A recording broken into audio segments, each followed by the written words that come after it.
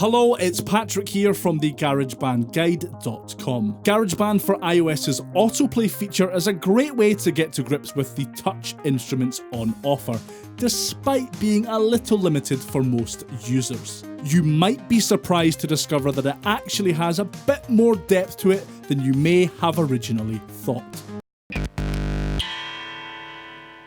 So in this particular touch instrument, I'm in chords mode and I have selected from one of the 4 available autoplay sequences. If I tap the C chord strip here with my finger, you'll hear the sequence play back.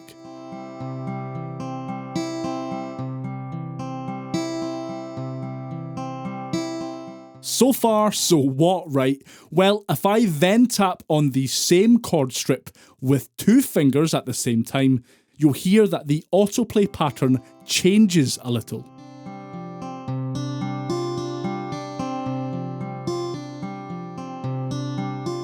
What's more, if I then tap on the same chord strip with 3 fingers at the same time, the autoplay pattern changes again.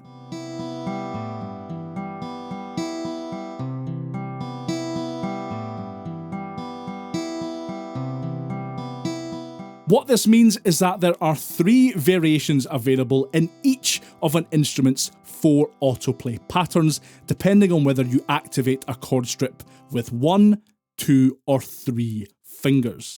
And this is true for every single touch instrument and touch instrument type available in GarageBand for iOS.